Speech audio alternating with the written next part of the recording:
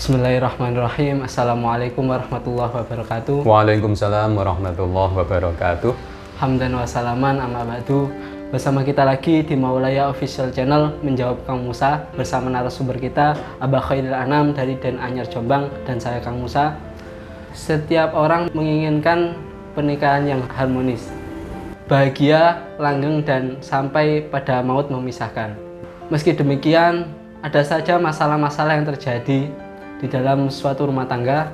Sebagian orang berhasil mempertahankan dan tidak sedikit pula dari mereka memilih jalur hukum. Lantas dalam hal tersebut ada beberapa pertanyaan yang sudah masuk. Yang pertama, apa penyebab rumah tangga itu menjadi bubrah hingga akhirnya terjadi perceraian? Ya, sebenarnya kalau bicara penyebab bubrahnya rumah tangga itu banyak. Nah, diantaranya itu adalah yang utama itu karena niat di dalam membangun rumah tangga itu. Jadi kalau dari awal ini niatnya sudah tidak benar, ini yang menjadikan rumah tangga itu pada perjalanan berikutnya menjadi bubrah. Oleh karena itu harus ditata betul niatnya ketika ingin menikah, tentu harus diniati ibadah. Kalau niatnya ibadah, insya Allah rumah tangganya barokah, langgeng, sampai nanti yaumil qiyamah, bahkan sampai di surganya Allah Subhanahu wa Ta'ala.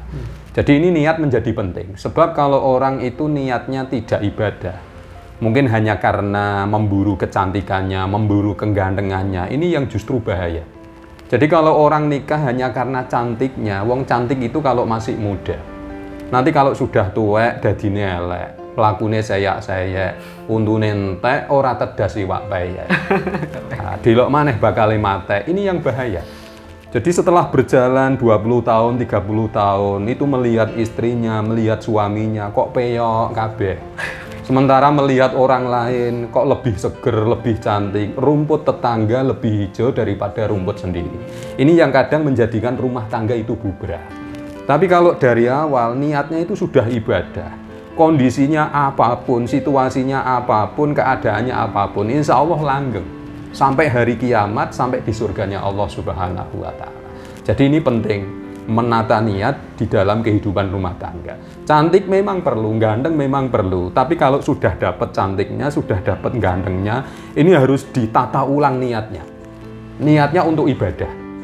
Jadi kalau niatnya sudah ibadah, insya Allah barokah. Begitu. Iya. Membicarakan tentang perceraian, itu kan kalau menurut agama Islam itu diperbolehkan, sedangkan Allah Subhanahu wa Ta'ala membencinya. Itu maksudnya bagaimana? Dalam agama Allah diperbolehkan, tapi Allah Subhanahu wa Ta'ala membencinya. Iya. Jadi itu maksudnya begini, bahwa perceraian itu boleh, tetapi bagaimanapun juga orang itu harus berusaha semaksimal mungkin mempertahankan bahtera kehidupan ini. Sebab bagaimanapun juga orang cerai itu korbannya banyak, tidak hanya yang bersangkutan saja. Ya bisa anaknya, bisa keluarganya, korbannya banyak. Itu. Ya walaupun memang agak berat, jadi ini ada semacam peringatan kalau bisa memang jangan bercerai. Karena korban dari perceraian itu tidak sedikit. Gitu. Tetapi kalau memang sudah benar-benar buntu, tidak ada jalan keluar, kalau ini diteruskan malah tidak karu-karuan, nah agama mempersilahkan, tidak apa-apa. Jadi memang ada hadis yang menyebutkan bahwa abghadul halali ilallah at-thalaq. Jadi sesuatu halal, hal yang halal yang paling dibenci oleh Allah itu tolak. Itu sebenarnya ini adalah sebuah peringatan. Jadi orang itu jangan gampang-gampang cerai. Ada masalah dikit cerai, masalah dikit cerai. Ya problem permasalahan itu biasa, tapi jangan lalu kemudian diputus dengan cara cerai. Begitu. Jadi harus berusaha bagaimana problem itu bisa diatasi. Bagaimana bisa mengatasi masalah tanpa masalah. Begitu. Iya. Soal selanjutnya, apa benar rumah tangga bahagia itu tidak pernah terjadi perselisihan dan pertengkaran? Sebenarnya tidak juga. Jadi pernah ada orang itu sowan ke kiai tanya, "Yai, rumah tangga bahagia itu apa rumah tangga yang tidak pernah gegeran?" Wah, enggak. Justru rumah tangga bahagia itu yang ada gegerannya. Karena ini dinamika kehidupan rumah tangga itu seperti itu. Jadi dengan gegeran, dengan perselisihan, orang ini dituntut untuk menyelesaikan problem permasalahan itu sehingga menjadi dewasa, menjadi lebih baik. Jadi jangan dibayangkan rumah tangga bahagia itu sing rukun, gak enek gegerane. Ada. Begitu. Jadi ibaratnya rumah tangga itu seperti kapal. Ya, kapal itu kalau masih di pinggir pantai itu kan tenang, anteng begitu. Jadi tidak goyah sama sekali, wong. Belum ada anginnya, belum ada ombaknya. Itu ibaratnya seperti pengantin baru. Makanya pengantin baru itu anteng wis apik tok isine. Jadi melihat istri, melihat suami itu dari ujung rambut sampai ujung kaki nyaris tidak ada cacatnya. Ya karena anteng, belum ada ombaknya. Gitu. Wong ngentut saja itu wangi, gitu. Itu luar biasa. Anteng, belum ada ombaknya. Tapi kalau kapal ini sudah berjalan, itu ya semakin ke tengah. Nah, ini mulai di tengah-tengah lautan itu berhadapan dengan badai, berhadapan dengan ombak, berhadapan dengan angin. Ini kapalnya mulai oleng ini, ya mulai goyang.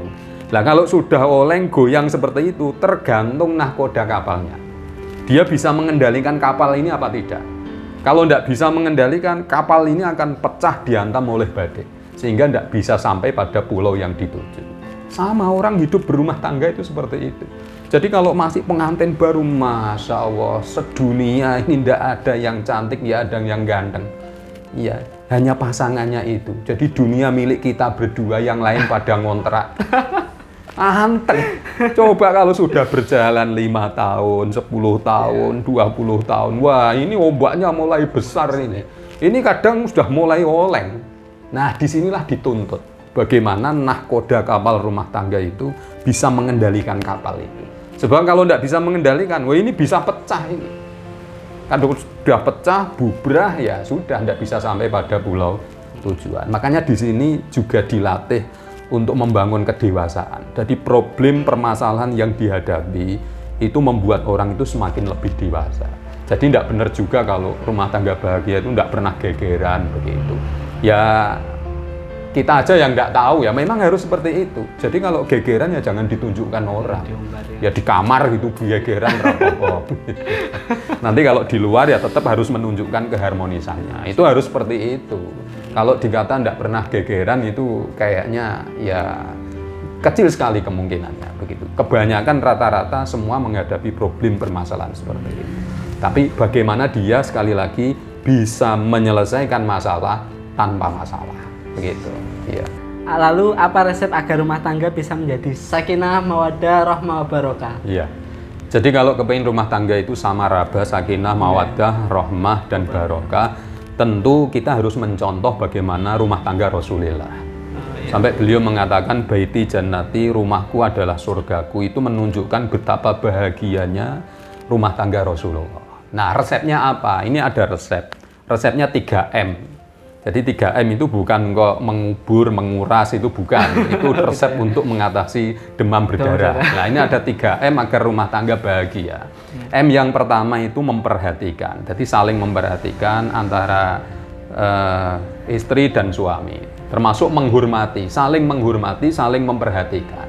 Di antara bentuk menghormati dan memperhatikan itu mudah dimulai dari yang paling kecil. Misalnya memanggilnya dengan panggilan kasih sayang. Seperti Kanjeng Nabi itu kalau memanggil Aisyah tidak pernah dipanggil namanya. Panggilannya panggilan yang penuh mesra, ya Humairah. Itu. Nah, ini yang kita tiru kalau manten baru masih emas dengan Dik, Kanda dengan Dinda. Nanti kalau sudah punya anak ya ganti ayah sama bunda, bapak sama ibu, mama sama papa begitu. Jadi menyesuaikanlah begitu ya. Jadi ini menghormati atau memperhatikan. M yang kedua itu memaafkan. Ya, karena siapapun orangnya pasti punya salah. Siapapun orangnya dalam kehidupan rumah tangga itu entah suami, entah istri, di situ nanti akan menghadapi. Bisa jadi suaminya yang salah, bisa jadi istrinya yang salah. Nah, kalau ada salah di antara dua orang ini, suami dan istri, harus bisa memberi maaf, saling memaafkan. Jangankan rumah tangga kita, rumah tangga Kanjeng Nabi saja pernah. Jadi Aisyah itu pernah membikinkan minuman untuk Nabi. Aisyah mau ngambil gula, keliru garam. Setelah itu disampaikan ke Rasulullah, diminum oleh Rasulullah, ternyata asinnya bukan main. Apakah Rasulullah marah? Enggak. Nah ini kalau nggak tahu kan terus marah-marah. Iya kan? Rasulullah nggak marah, malah Aisyah dipanggil, dek, ada apa mas? Ayo sini duduk bersama. Duduk bersama berdua, minum teh berdua biar tambah mesra. Begitu. Begitu Aisyah duduk, Rasulullah mempersilahkan. Atau Aisyah mempersilahkan dulu, kata Rasulullah, oh saya sudah, sekarang giliran kamu. Begitu diminum Aisyah, hasilnya bukan main, langsung doprok di kaki Rasulullah. Meminta maaf sambil nangis-nangis. Tapi Rasulullah pun menyikapinya dengan santai. Tidak apa-apa deh, ya biar sekali-kali saja. Ada minuman itu rasanya asin. Masa tiap hari kok manis terus? Nah, ini bisa-bisa jadi diabetes nanti. Nah ini contoh bagaimana Rasulullah dihadapkan permasalahan seperti ini. Ini kalau tidak disikapi dengan baik, ya gue geran. Nah begitu. Jadi kalau ada salahnya saling memaafkan. Kemudian M yang ketiga, musyawarah. Ini penting. Jadi kalau ada apa-apa harus dimusyawarahkan, jangan mengambil keputusan secara sepihak. Transparan, penghasilannya berapa, kalau mau beli apa-apa harus dimusyawarahkan.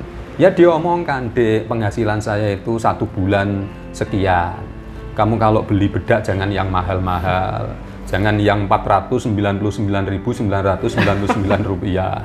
Beli bedak FIFA itu saja 1 plastik kamu pakai semua, itu sudah donak debleng ayunya. Harus diomongkan seperti itu. Kelek itu ndak usah pakai Rexona dulu, Rexona itu mahal harganya. Ini harus dimusyawarahkan. Ya pakai tawas, kalau ndak ada tawas ya pakai kemangi, itu dideplok templek no kelek. Nah itu sudah.